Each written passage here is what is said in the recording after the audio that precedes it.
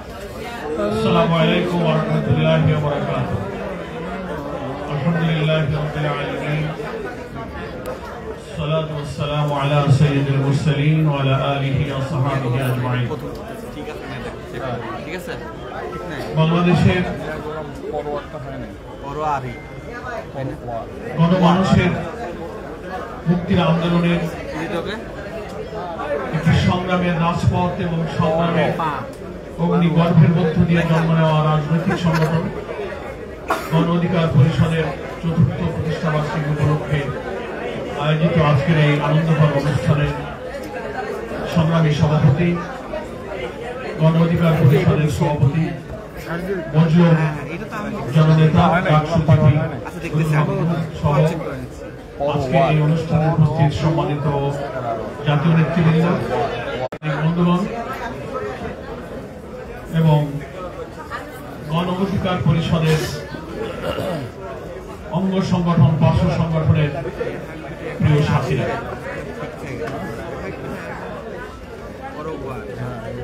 বাংলাদেশ জামাত ইসলামীর পক্ষ থেকে, বিশেষ করে বাংলাদেশ জামাত ইসলামের সম্মানিত আমির ডক্টর শফিকুর রহমানের পক্ষ থেকে গণ অধিকার পরিষদের এই চতুর্থ প্রতিষ্ঠাবার্ষিকীতে আমাদের আন্তরিক শুভেচ্ছা এবং অভিনন্দন জানাবার জন্যই আমরা আজকের এই অনুষ্ঠানে উপস্থিত হয়েছি। আমাদের সঙ্গে বাংলাদেশ জামাত ইসলামের সহকারী সেক্রেটারি জেনারেল মাওলানা আব্দুল হালিম এবং নির্বাহী পরিষদের সদস্য জনাব মুবারক হোসেন আমার সঙ্গে উপস্থিত হয়েছে। এখানে জাতীয় নেতৃবৃন্দের মধ্যে বাংলাদেশ জাতীয়তাবাদী দলের স্থায়ী কমিটির সদস্য, সাবেক মন্ত্রী আমির খসরু মাহমুদ চৌধুরী, বিএনপি চেয়ারপারসনের উপদেষ্টা মওয়াজ্জেম হোসেন আলাল ভাই সহ অনেক রাজনৈতিক দলের প্রিয় নেতৃবৃন্দ এখানে উপস্থিত আছেন।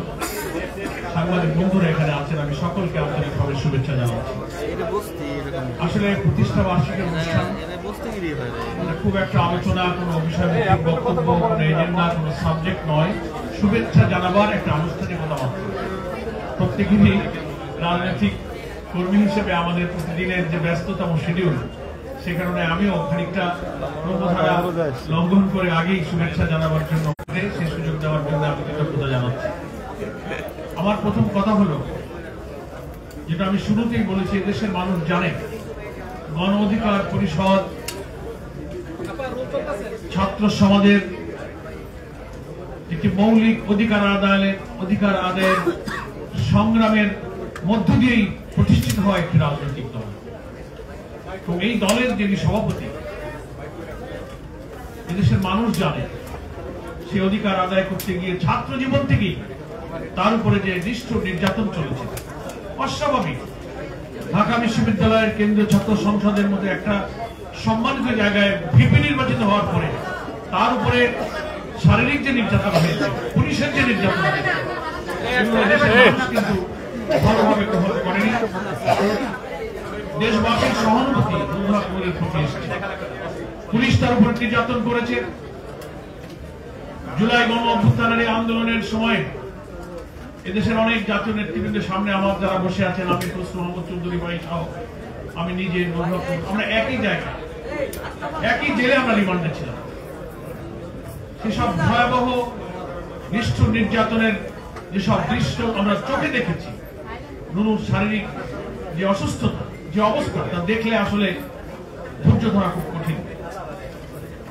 ফ্যাসিবাদী কর্তৃত্ববাদী শাসকের পেটোয়া পুলিশ বাহিনী যে শিক্ষিত ছাত্র সমাজের এই বরেণ্য নেতৃত্বের উপরে এইভাবে নির্যাতন চালাতে পারে, এটা সভ্যতার একটি বিপর্যয় বলে আমি মনে করি।